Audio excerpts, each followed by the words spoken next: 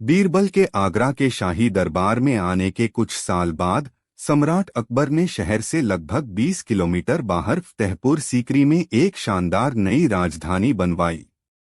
सम्राट और उनकी रानियां नई राजधानी में उत्कृष्ट पत्थर के महलों में चले गए और कुछ अधिक महत्वपूर्ण दरबारियों को सम्राट के महल के करीब घर दिए गए। उनमें बीरबल भी शामिल था। कई अन्य दरबारियों को उस पहाड़ी के नीचे अपनी हवेली बनानी पड़ी जिस पर फतेहपुर सीकरी का निर्माण किया गया था। कुछ ने सीकरी गांव में अपना घर बना लिया। वे समझ नहीं पा रहे थे कि राजा बीरबल पर इतनी विशेष कृपा क्यों की गई। इससे उन्हें वास्तव में बहुत ईर्ष्या महसूस हुई। वे चाहते थे कि बादशाह के सामने बीरबल को मूर्ख दिखाने का कोई तरीका हो, लेकिन बीरबल उनके लिए बहुत चतुर था। इसलिए वे एक दूसरे से बड़बड़ाने लगे और उस दिन का इंतजार करने लगे जब सम्राट उनसे एक ऐसा प्रश्न पूछेगा जिसका उत्तर देने में वह असमर्थ होंगे। इन दरबारियों में से एक, यूसुफ खान नामक एक व्यक्ति, एक कदम आगे बढ़ गया। एक दिन जब बीरबल बादशाह के लिए एक विशेष मिशन पर दूर के राज्य में गया हुआ था, यूसुफ खान ने एक योजना के बारे में सोचा। उस शाम दरबार में उन्होंने बादशाह अकबर से कहा, जहां पनाह, ऐसा कहा जाता है कि राजा बीरबल अब दावा करते हैं कि वह दूसरों के विचारों को भी पढ़ सकते हैं। क्या वह असाधारण रूप से चतुर नहीं है? ओह, वह एक प्रतिभाशाली व्यक्ति है, इसमें कोई संदेह नहीं है, एक अन्य ईर्ष्यालु दरबारी ने टिप्पणी की। निश्चित रूप से ऐसा कुछ भी नहीं है जिसे वह नहीं जानता है। क्या वह इतना चतुर है? बादशाह ने वैसी ही प्रतिक्रिया व्यक्त करते हुए पूछा जैसी यूसुफ खान को उम्मीद थी। हम जल्द ही पता लगा लेंगे। कुछ दिनों बाद जब राजा बीरबल अपने मिशन से लौटे तो उन्होंने सम्राट के महल में छोटे निजी दरबार में भाग लिया। यूसुफ खान और उसके दोस्त उत्सुकता से सम्राट द्वारा घातक प्रश्न पूछने का इंतजार कर रहे थे। उन्हें यकीन था कि इससे बीरबल को परेशानी होगी। वह कैसे उत्तर देगा? क्या वह विरोध करेगा और इनकार करेगा कि उसने कभी ऐसी बात कही थी? क्या वह अपना रास्ता साफ करने की कोशिश करेगा? क्या वह कर सकता है? यूसुफ खान को यकीन था कि ऐसा करना संभव नहीं है। वह व्यावसायिक हिस्से का आनंदपूर्वक इंतजार कर रहा था। दरबार खत्म होना। बीरबल ने एक छोटे शासक के विद्रोह को समाप्त करने के अपने सफल मिशन पर अपनी रिपोर्ट दी और सम्राट अकबर ने उन्हें हार्दिक बधाई दी। अन्य रिपोर्टें सुनी गईं और सेना के कमांडरों और विभिन्न अधिकारियों को निर्णय दिए गए। फिर जब सारा काम पूरा हो गया तो बादशाह अकबर ने बीरबल से पूछा, कहा जाता है मित्र कि अब तुम मन भी पढ़ सकते हो।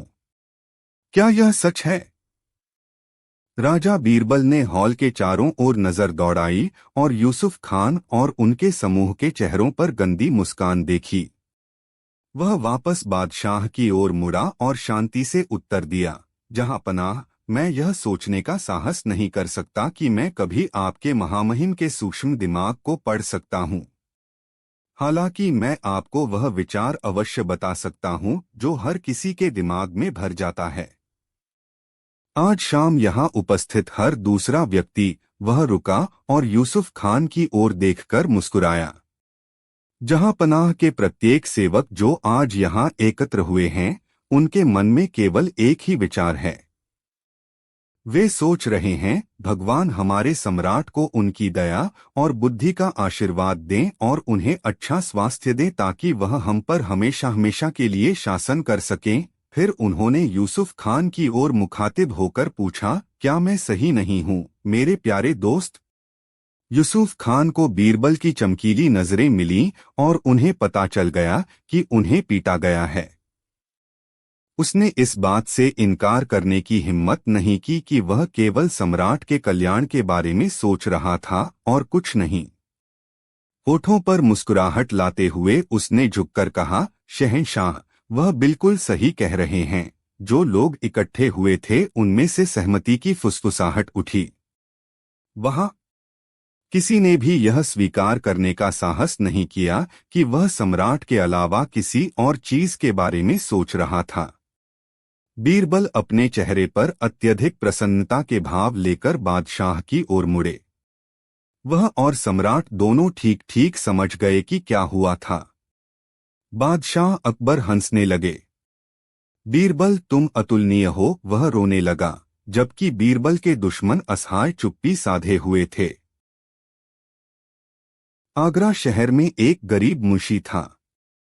उन्होंने अन्य लोगों के लेखों और पुस्तकों की नकल की। वह बमुश्किल अपने परिवार का भरण पोषण करने लायक ही कमा पाता था। लेकिन चाहे यह कितना भी कठिन क्यों न हो, वह और उसकी पत्नी हमेशा अपना और अपने बच्चों का पेट भरने में कामयाब रहे। मुंशी को इस बात का गर्व था कि उसने कभी एक भी तांबे का सिक्का उधार नहीं लिया था। हमें कभी भी साहूकार के हाथों में नहीं पड़ना चाहिए, वह अक्सर अपनी पत्नी से कहा करते थे, क्योंकि यदि हम ऐसा करेंगे तो निश्चय ही नाश हो जाएंगे। मुंशी को पैसे की कमी और उधार लेने के डर की इतनी चिंता हुई कि उसकी चिंता ने उसके सपनों में भी जगह बना ली। एक रात उसने स्वप्न देखा कि उसने साहूकार से 100 स्वर्ण मुद्राएं उधार ली हैं। वह घबराकर उठा और सोचने लगा, 100 सोने के सिक्के कहाँ? ओह, मुझे इतनी संपत्ति कहाँ मिलेगी? अपने दुःस्वप्न से अभी भी कांपते हुए उसने अपनी पत्नी को जगाया और उसे सब कुछ बताया। उन्होंने कुछ देर तक शांति से बात की और जल्द ही मुंशी को बेहतर महसूस होने लगा। वह फिर से लेटने में सक्षम हो गया और जल्द ही एक बार फिर सो गया। अगले दिन जब मुंशी की पत्नी ने सड़क के अंत में कुएं से पानी निकाला जिस पर वे रहते थे, उसने अपने दोस्तों को अपने पति के सपने के बारे में बताया। कल्पना करना, उसने चिल्लाकर कहा। उसने सपना देखा कि हमने साहूकार से 1 या 2 नहीं बल्कि 100 सोने के सिक्के उधार लिए हैं। उसके दोस्त उसके साथ हंसे। उनमें से कुछ ने सोचा कि यह एक बहुत अच्छी कहानी है और घर पहुंचकर उन्होंने इसे अपने पतियों को दोहराया। कहानी फैल गई और कुछ दिनों बाद साहूकार के कानों तक पहुंच गई। वह हंसा जब उसने यह सुना, लेकिन उसकी आंखें लालच से चमकने लगीं। उस शाम उसने अपनी पगड़ी पहनी और अपनी छड़ी उठाकर मुंशी के छोटे से घर की ओर चल दिया। मैं आया हूं, उसने घबराए और चिंतित मुंशी से घोषणा की, तुम्हें आपके पैसे की याद दिलाने के लिए। मुझे देने धन? मुंशी घबराकर चिल्लाया। मैं तुम्हारा ऋणी हूं। हाँ भाई, साहूकार ने दृढ़ता से उत्तर दिया। 100 सोने के सिक्के निश्चित रूप से आपके पास नहीं हो सकते। भूल गए? एक 100 सोने के सीसी सिक्के, मुंशी ने फीकी आवाज में हांफते हुए निकटतम कुर्सी पर लड़खड़ाते हुए कहा। मुंशी की पत्नी, जो अंदर के कमरे से सुन रही थी, तेजी से बाहर आई। लेकिन यह केवल था एक सपना, वह चिल्लाई। आप हमसे वह पैसा वापस करने के लिए नहीं कह सकते जो केवल सपने में उधार लिया गया हो? साहूकार ने बिना किसी हलचल के कहा। पैसा तो पैसा है और उधार लिया गया पैसा वापस करना होगा। आप कल से शुरू करना होगा। मैं एक दयालु आदमी हूँ, एक नेकदिल आदमी हूँ और इसलिए मैं यह सब एक बार में वापस नहीं मांगूंगा। महीने में 1 सोने का सिक्का पर्याप्त होगा और फिर उसके ऊपर ब्याज भी होगा। और इन शब्दों के साथ वह उठ खड़ा हुआ और चला गया। मुंशी धीरे धीरे कराहने लगा। उसकी पत्नी अचानक बैठ गई, उसके घुटने उसके नीचे झुक गए। वे चुपचाप निराशा में बैठे रहे। अचानक अपने दुख की गहराई से पत्नी को एक विचार आया।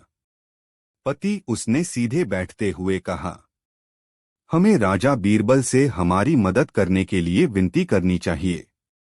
केवल वही हमें पूरी तरह से बर्बाद होने से बचा सकते हैं। इस पर मुंशी उठकर बैठ गए। उसके अंगों में शक्ति और ऊर्जा प्रवाहित होती प्रतीत हो रही थी। उन्होंने कहा, मैं तुरंत उनके घर जाऊंगा। अगर कोई हमें बचा सकता है तो वह है। बीरबल ने गरीब मुंशी की दुहक भरी कहानी सुनी। फिर वह सोने के सिक्कों का एक थैला बाहर लाया और उन्हें एक मेज पर खाली कर दिया। उसने 100 गिन लिए और बाकी अलग रख दिए। फिर उसने एक बड़ा सा सामान रख दिया। सिक्कों के सामने दर्पण। हुजूर, हुजूर, मुंशी ने व्यथित स्वर में कहा, मैं यहाँ भीख मांगने या आपसे साहूकार को भुगतान करने के लिए कहने नहीं आया हूँ। निश्चित रूप से कोई और तरीका है। वहाँ एक और है, बीरबल ने मुस्कुराते हुए उत्तर दिया। अपने आप को शांत करो और जाकर साहूकार को मेरी हवेली पर बुलाओ। उससे कहो कि उसका कर्ज चुकाने वाला है। संदेह से भरा हुआ मुंशी बीरबल का संदेश लेकर साहूकार के घर पहुंचा। साहूकार ने सुना तो मुस्कुराया और तुरंत उसके साथ जाने के लिए उठ खड़ा हुआ। जब वे बीरबल के घर पहुंचे और उन्हें अंदर दिखाया गया तो साहूकार ने सोने का ढेर देखा। मेज पर सिक्के। वह मुस्कुराया और मुस्कुराया, उनसे अपनी आंखें हटाने में असमर्थ रहा। के पीछे दर्पण। सिक्कों ने ढेर को बड़ा और अधिक चमकदार बना दिया। तो सपने में मुंशी ने आपसे 100 सोने के सिक्के उधार लिए थे। ऐसा ही है, साहूकार ने उत्तर दिया, मेज पर रखे सिक्कों से अपनी नजर कभी नहीं हटाई। ठीक है, बीरबल ने कहा। बीरबल ने कहा, आप सभी सिक्के दर्पण में रख सकते हैं, असली सिक्के हैं मेरे लिए, लेकिन सपने में दिए गए ऋण के बदले में प्रतिबिंब में वे सभी आपके हैं। साहूकार को पता था कि वह अपने साथी से मिल चुका है। बिना कुछ कहे वह मुड़ा और घर से बाहर चला गया।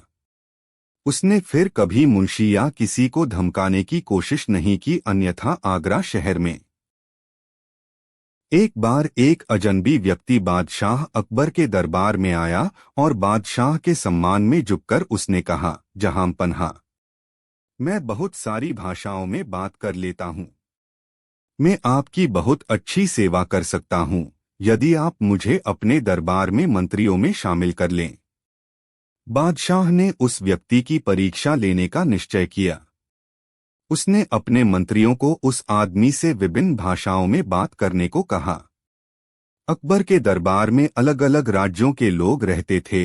हर किसी ने उससे अलग अलग भाषा में बात की। प्रत्येक मंत्री जो आगे आकर उससे अपनी भाषा में बात करता, वह व्यक्ति उसी भाषा में उत्तर देता था। सारे दरबारी उस व्यक्ति की भाषा कौशल की तारीफ करने लगे। अकबर उससे बहुत प्रभावित हुआ। उसने उसे अपना मंत्री बनने की पेशकश की, किंतु व्यक्ति ने कहा, मेरे मालिक, मैंने आज कई भाषाओं में बात की, क्या आपके दरबार में कोई है जो मेरी मातृभाषा बता सके? कई मंत्रियों ने उसकी मातृभाषा बताने की कोशिश की, परंतु असफल रहे। वह व्यक्ति मंत्रियों पर हंसने लगा। उसने कहा, मैंने यहाँ के बारे में सुना है कि इस राज्य में बुद्धिमान मंत्री रहते हैं, किंतु मुझे लगता है कि मैंने गलत सुना है।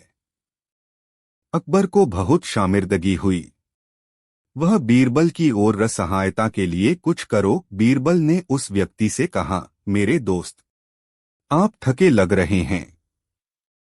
आपने निश्चय ही यहाँ दरबार तक आने में बहुत लंबा रास्ता तय किया है।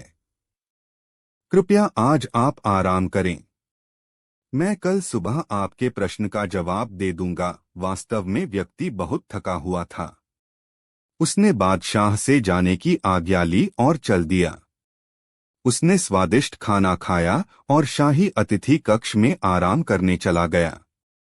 सभी मंत्रियों के जाने के बाद अकबर ने बीरबल से कहा, तुम इस व्यक्ति के प्रश्न का उत्तर कैसे दोगे? बीरबल ने कहा, जहांपना, चिंता नहीं करें, मेरे पास एक योजना है। उस रात जब महल में हर कोई गहरी नींद में सो रहा था, तब बीरबल ने काला कंबल अपने चरों ओर लपेटा और चुपके से अजनबी व्यक्ति के कक्ष में गया। बीरबल ने घास की टहनी से व्यक्ति के कान में गुदगुद की। व्यक्ति तुरंत उठ गया, किंतु जब उसने अंधेरे में काले शरीर वाला देखा तो उसने सोचा कि वह भूत है। उसने उड़िया भाषा में चिल्लाना शुरू कर दिया, हे भगवान जगन्नाथ, मुझे बचाओ, मुझ पर भूत ने हमला कर दिया है। अचानक बादशाह ने अपने मंत्रियों सहित कक्ष में प्रवेश किया। बीरबल ने कंबल को फर्श पर फेंक दिया और कमरे में प्रकाश कर दिया।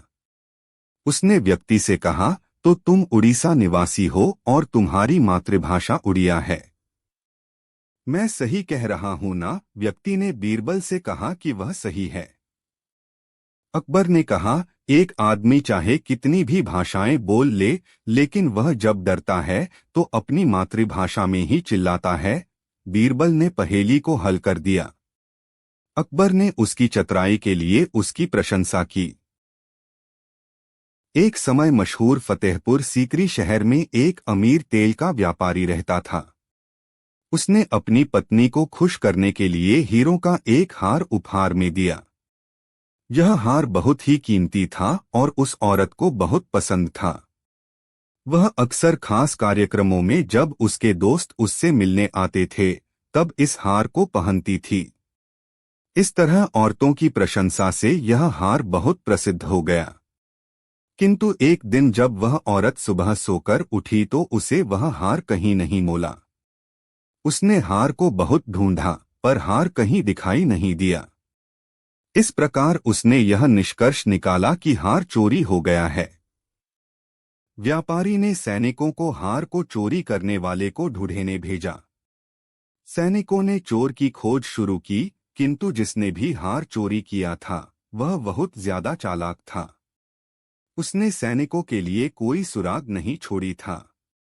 इससे व्यापारी की पत्नी दुख के कारण बीमार पड़ गई। व्यापारी को अपनी पत्नी के स्वास्थ्य की चिंता होने लगी। जब कोई विकल्प नहीं मिला तो उसने बीरबल को यह मामला सुलझाने के लिए बुलाया। बीरबल व्यापारी का बहुत अच्छा दोस्त था। एक दिन बीरबल उसके यहाँ रात के खाने पर गया। बीरबल व्यापारी से बोला, वह हार हमेशा तुम्हारी पन्नी की अलमारी में रहता था। यदि यह चोरी हुआ है तो यह आपके नौकरों में से किसी ने किया है। अपने सभी नौकरों को बुलाओ, मुझे उनसे बात करनी है। नौकरों को भोजन कक्ष में बुलाया गया। बीरबल ने नौकरों से कहा, मेरे पास कुछ जादू की छड़ियां हैं। मैं आप में से प्रत्येक को एक एक छड़ी दूंगा। कल आप ये छड़ियां मुझे वापस कर देना। नौकरों में से एक नौकर ने कहा, परंतु आप इन छड़ियों की सहायता से चोर का पता कैसे लगाएंगे? बीरबल ने कहा, यहाँ कोई मामूली छड़ियों नहीं है। चोर की छड़ी रात भर में 2 इंच बढ़ जाएगी। इसलिए मैं कल जब तुम्हारी इन छड़ियों को नापूंगा तो मुझे पता चल जाएगा कि चोर कौन है। यह सुनकर व्यापारी हैरान हो गया, किंतु उसने कुछ नहीं कहा। अगले दिन नौकरों ने बीरबल को छड़ियां वापस कर दी। बीरबल ने एक एक करके छड़ियों को नापा और व्यापारी से कहा, तुम्हारा रसोइया चोर है। हर कोई हैरान था। व्यापारी ने कहा, तुम ऐसा कैसे कहा सकते हो? बीरबल ने उत्तर दिया, मैंने इसको जो छड़ दी थी वह 2 इंच छोटी है। इसने सोचा क्योंकि यह चोर है इसलिए इसकी छोड़ी 2 इंच बढ़ जाएगी, इसलिए इसने इसे 2 इंच काट दिया ताकि पकड़ा न जाए। व्यापारी हंसा। रसोइये ने हार वापस कर दिया और अपनी नौकरी खो दी। हर किसी ने बीरबल की बुद्धिमानी की तारीफ की। सम्राट अकबर की राजधानी फतेहपुर सीकरी के नीचे के गांव में एक गुस्सैल पुजारी और उसकी पत्नी रहते थे। पुजारी दिन में केवल एक बार भोजन करता था और उसकी पत्नी को कुछ स्वादिष्ट पकाने में बहुत परेशानी होती थी। रसोई से अद्भुत सुगंध आने लगती, इसलिए जब दोपहर होती और पुजारी भोजन करने बैठता तो वह सचमुच बहुत भूखा होता।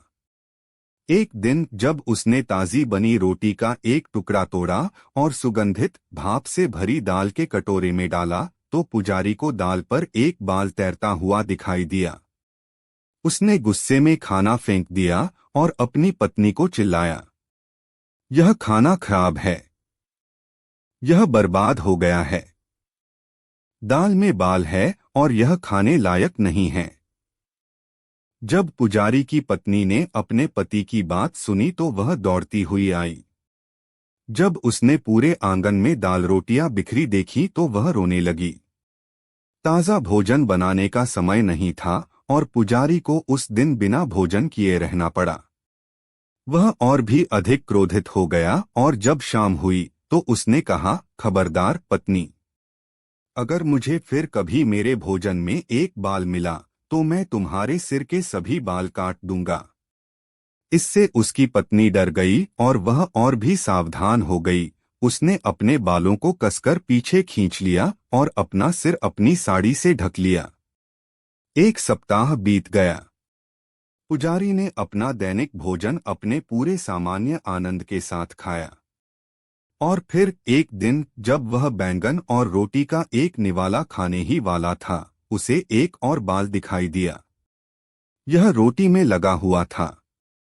पुजारी भयानक दहाड़ के साथ अपने पैरों पर खड़ा हुआ और रसोई की ओर चिल्लाते हुए बोला, मेरे लिए एक उस्तरा लाओ।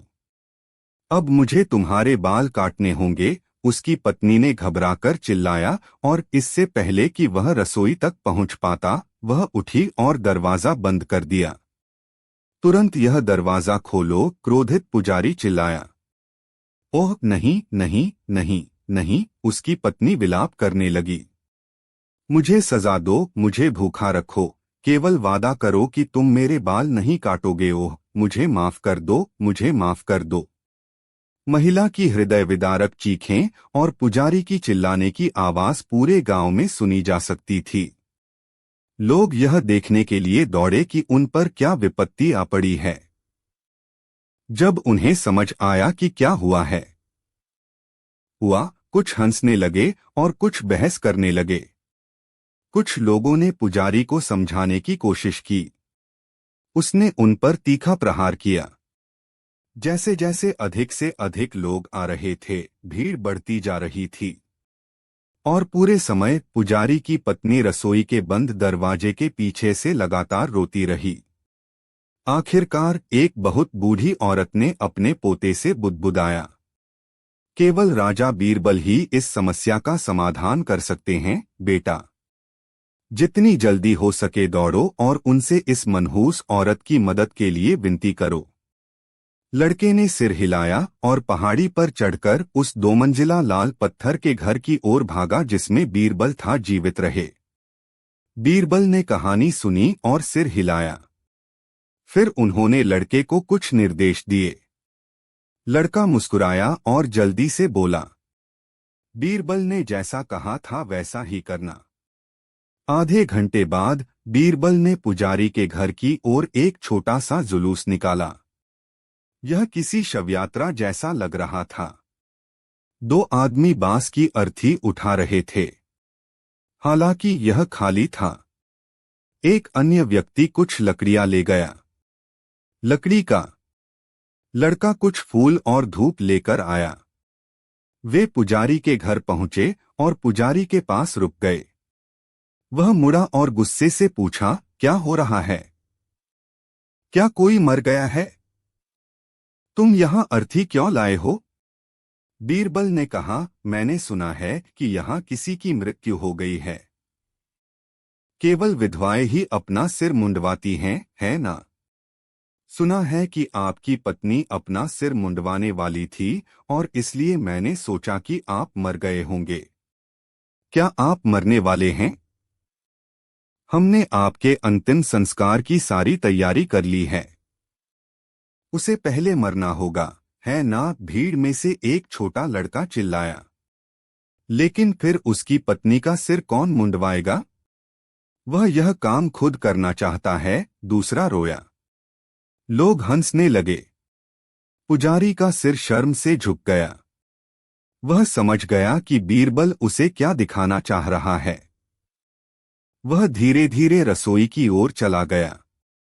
बाहर आओ पत्नी, उसने धीरे से कहा। मैं कोशिश करूंगा कि मैं फिर कभी इतना मूर्ख न बनूं। उसकी पत्नी ने रसोई का दरवाजा खोला और उसके पास आकर खड़ी हो गई। और अब से मैं खाना बनाते समय और भी अधिक सावधान रहूंगी। मुस्कुराते हुए बीरबल और गांव के लोग प्रसन्नचित्त होकर घर चले गए। बादशाह अकबर के दरबार के बहुत से लोग हर तरह की मूर्खतापूर्ण बातों को लेकर अंधविश्वासी थे। एक लोकप्रिय अंधविश्वास यह था कि लोगों के चेहरे शुभ या अशुभ हो सकते हैं। यदि आप सुबह उठते ही सबसे पहले व्यक्ति का चेहरा शुभ देखते हैं, तो यह माना जाता था कि आपका दिन मंगलमय होगा। लेकिन अगर आपने किसी ऐसे व्यक्ति को देखा जिसका चेहरा अशुभ है, तो पूरे दिन चीजें गलत हो जाएंगी। बादशाह अकबर को इस मान्यता के बारे में पता चला। वह निश्चित नहीं था कि वह इस पर विश्वास करता था या नहीं, लेकिन किसी तरह यह उसकी स्मृति में बस गया। एक सुबह वह बहुत जल्दी उठ गया और अपनी खिड़की से बाहर देखा। उन्होंने देखा कि एक गरीब धोबी यमुना नदी में कपड़े साफ कर रहा है। हम्मा बादशाह अकबर ने सोचा, मुझे आश्चर्य है कि दिन की शुरुआत में धोबी को देखना एक अच्छा शगुन है या बुरा। तभी धोबी की नजर किले पर पड़ी। उसने खिड़की पर सम्राट के चेहरे की एक झलक देखी और तुरंत खुशी से उसके सम्मान में अपने घुटनों पर बैठ गया। सम्राट मुस्कुराया और मुड़ गया। बाद में उस सुबह जैसे ही बादशाह दीवाने खास की सीढ़ियां चढ़े, वह लड़खड़ा गए और उनकी पिंडली टकरा गई। शाही हकीमों ने सुखदायक तेल और मलहम लगाने की जल्दी की, लेकिन सम्राट का पैर बुरी तरह से जख्मी हो गया और चलने पर उसे चोट लगी। उसने फैसला किया कि वह उस दिन बाहर सवारी करने नहीं जाएगा और इसके बजाय बगीचे में टहलने चला गया। वह एक विशेष रूप से सुंदर गुलाब की प्रशंसा करने के लिए रुका और जैसे ही वह फूल की ओर झुका, एक मधुमक्खी उड़ गई और उसके हाथ पर डंक मार दिया। उसके परिचारक संकट में इधर-उधर दौड़े, उसकी मदद करने की कोशिश की, उसे अंदर जाने का आग्रह किया, उससे बैठने के लिए विनती की। उनमें से एक ने शोक व्यक्त करते हुए कहा, कितना अशुभ दिन है कि हमारे शहंशाह को उसके ही बगीचे में डंक मार दिया जाए। अकबर ने उसकी बात सुनी और उसका चेहरा विचारमग्न हो गया। अपशकुन, उसने धीरे से कहा, आज सबसे पहले जिस व्यक्ति ने नदी के किनारे धोबी को देखा था, शायद उसी ने मेरा दिन खराब कर दिया। शायद उसका चेहरा अशुभ था। ओह हाँ, जहांपनाह, कुछ मूर्ख दरबारी चिल्लाए। वास्तव में ऐसा ही होना चाहिए। का अशुभ चेहरा। धोबी ने आपके राजपुरुष को कष्ट पहुंचाया है। दूसरा चिल्लाया, उसे अपनी दुष्ट उपस्थिति के कारण कष्ट सहना पड़े। तीसरे ने चिल्लाकर कहा, कोई भी अभागा व्यक्ति उसके खराब चेहरे को कभी न देखे। वह जीने लायक नहीं है। एक और रोया, जो इतना दुख लाता है उसे अवश्य मरना चाहिए। उसे मौत के घाट उतार दो। आवाजों का एक गुबार उठा। उसने हमारे शहंशाह को पीड़ा पहुंचाई और इसके लिए उसे मर जाना चाहिए। यह सब उसकी गलती थी। उसे मौत की सजा दो। बीरबल तब पहुंचे जब अधिक से अधिक दरबारी धोबी के खिलाफ आवाज उठा रहे थे और बादशाह से उसे मौत की सजा देने के लिए तुरंत बुलाने का आग्रह कर रहे थे। मशहूर संगीतकार तानसेन उत्तेजित भीड़ के किनारे पर खड़े थे। जब उसने बीरबल को आते देखा तो वह राहत से मुस्कुराया। उसे एक ओर खींचकर उसने जो कुछ हुआ था उसे बताया। बीरबल ने आश्चर्य से सिर हिलाया। फिर वह सम्राट की ओर बढ़ा। जहांपनाह, वह अपनी खनकती आवाज में रोया। मैं आपकी चोटों के बारे में सुनकर बेहद दुखी हूं। अकबर ने सिर हिलाया। हमें बताओ बीरबल, उन्होंने कहा, क्या हम इस अपशकुन धोबी का सिर काट दें? अपशकुन हुजूर, बीरबल ने पूछा, आपने उसका चेहरा देखा और आपकी पिंडली पर चोट लगी है और मधुमक्खी का डंक है। जहां पनाह, धोबी ने आज सुबह आपका चेहरा देखा और अब उसका सिर खोने वाला है। आपके अनुसार दोनों में से कौन अधिक अशुभ था? बादशाह अकबर ने एक पल के लिए बीरबल को देखा, फिर वह मुस्कुराने लगे। आप सही कह रहे हैं राजा बीरबल, उन्होंने कहा। यह वास्तव में एक बहुत ही मूर्खतापूर्ण विश्वास है। जहां पनाह, तानसेन ने पुकारा। मेरे पास एक विशेष गीत है जिसे मैं बकवास पर समझदारी की जीत का जश्न मनाने के लिए आपको प्रस्तुत करना चाहूंगा। तो फिर हमें संगीत सुनाना चाहिए, बादशाह अकबर ने आदेश दिया। और आइए हम सब वैसा ही सोचें जैसा हम सुनते हैं। एक बार बादशाह अकबर का शिकार करने का मन हुआ। बादशाह अकबर अपने कुछ सैनिकों के साथ बीरबल के साथ सीकर के लिए निकल पड़े। अकबर और बीरबल दोनों घोड़े पर सवार थे। सैनिक पीछे पीछे पैदल चल रहे थे। बादशाह अकबर को कुछ महसूस हुआ और उन्होंने शिकार पर निशाना लगाने के लिए तीर निकाला। जैसे ही बादशाह ने निशाना लगाने के तीर को साधा तो तीर ने नुकीले भाग से बादशाह चोटिल हो गए और खून निकल आया। यह देखकर राजा बीरबल हंसने लगे। अकबर को गुस्सा आ गया। उसने बीरबल से पूछा, मुझे चोट लगी है और तुम हंस रहे हो? तुम्हारी इतनी हिम्मत, मुझे दुहक हो रहा है और तुम हंस रहे हो। तब बीरबल बोला, क्षमा कीजिए जहांपना, जो कुछ होता है सब अच्छे के लिए ही होता है। अकबर बोलता है, मुझे चोट लगी है और तुम्हें यह अच्छा लग रहा है। अकबर गुस्सा होकर सैनिकों को आदेश देता है कि बीरबल को बंदी बनाकर बेड़ियों से जकड़ दो। अब बादशाह अकबर अकेले ही शिकार करने के लिए आगे बढ़ा। बादशाह अकबर थोड़ा आगे ही गया था कि जंगली आदिवासियों ने अकबर को पकड़ लिया। वे अकबर की बलि चढ़ाने के लिए अपने कबीले में ले गए। अकबर की बलि चढ़ने ही वाली थी कि एक आदिवासी बोला, सरदार, यह व्यक्ति तो अशुद्ध है, इसकी अंगुली से खून निकल रहा है, हम इसकी बलि कैसे चढ़ा सकते हैं? कबीले के सरदार ने कहा, ठीक है, इसे छोड़ दो। जब बादशाह अकबर जंगल से अपने महल पहुंचे तो राजा बीरबल से मिले और कहा, बीरबल, मुझे माफ करना, तुमने सही कहा था। जो भी होता है वो अच्छे के लिए होता है, मुझे तुमको सजा नहीं देनी चाहिए। बीरबल फिर बोलता है, कोई बात नहीं, जो होता ही अच्छे ले लिए होता है। अकबर बोलता है, अब तुम मुझे क्या समझाना चाहते हो? बीरबल बोला, यही कि जहांपनाह, यदि आपने मुझे सजा नहीं दी होती तो वो आदिवासी कबीले मेरी बलि चढ़ा देते। फिर दोनों ठहाके लगाकर जोरदार हंसते हैं। कहानी की सीख, जो होता वह अच्छे के लिए ही होता है। बैजर नामी ग्राम में दो आदमी बड़े मित्र भाव से बसते थे। उनमें एक का नाम पंडित सुशर्मा था, जो अति विद्वान, सदाचारी तथा गंभीर प्रकृति का था। दूसरे मित्र का नाम सुदामा था। यह जाति का नाई था परंतु विचार में बड़ा ही न्यायी था। इनका आपस में ऐसा संगठन था कि बिना एक से पूछे दूसरा कोई नया कार्यारंभ नहीं करता था।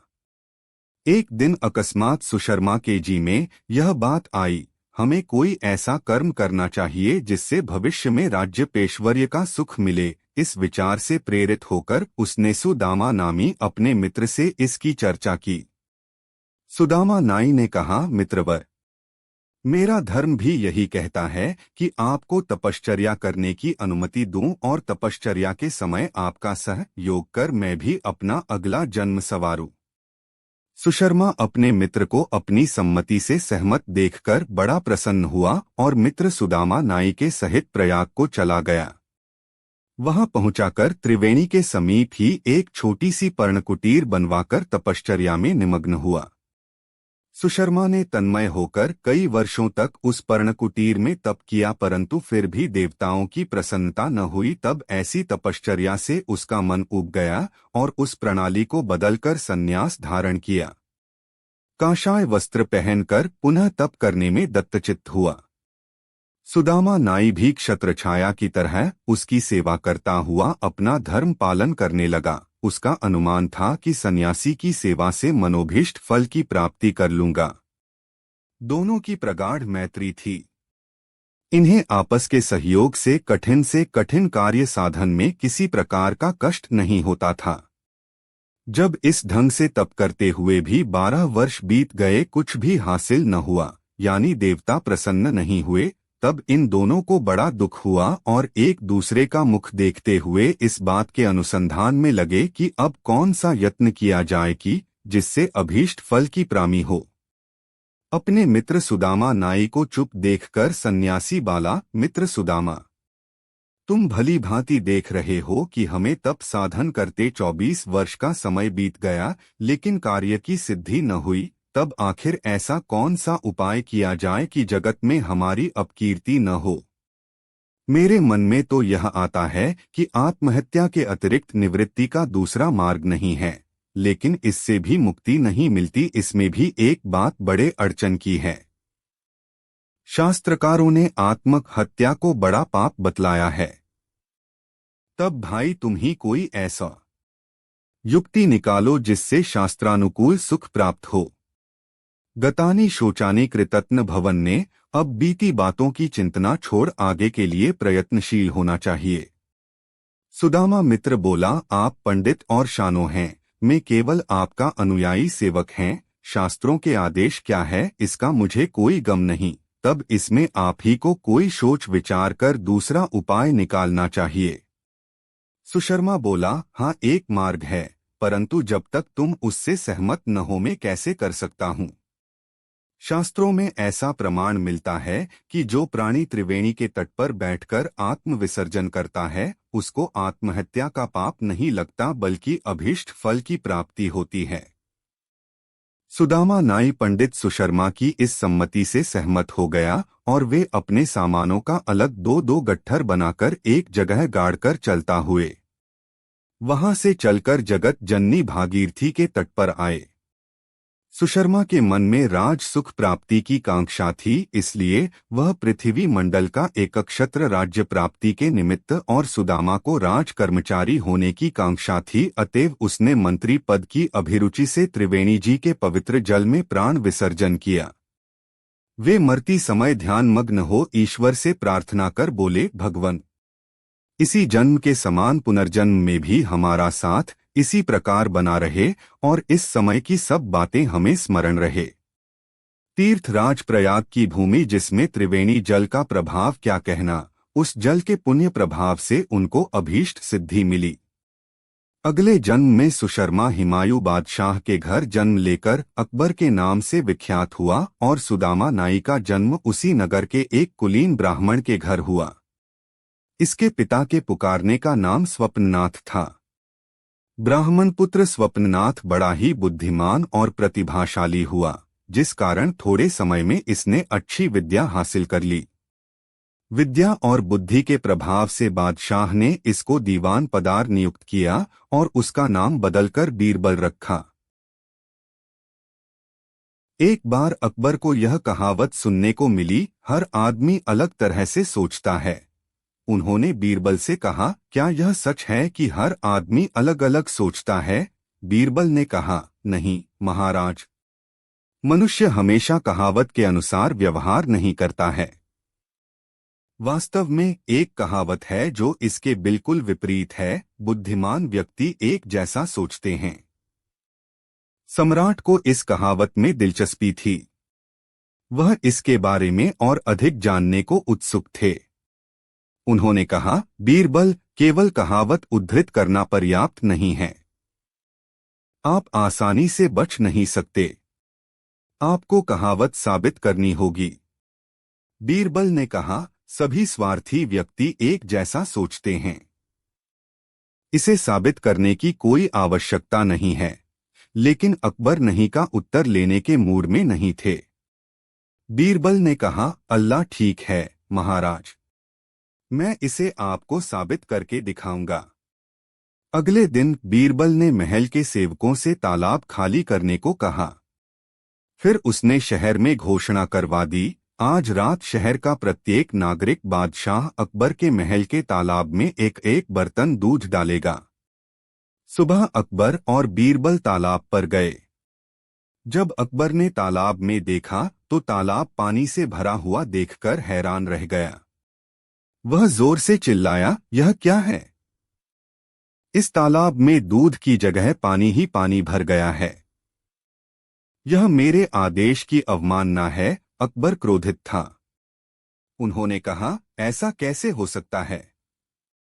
उद्घोषणा जारी करने में जरूर कोई गलती हुई होगी, या शायद लोगों ने उद्घोषणा को गलत समझा होगा, क्योंकि वे कभी भी मेरे आदेश की अवहेलना नहीं करेंगे।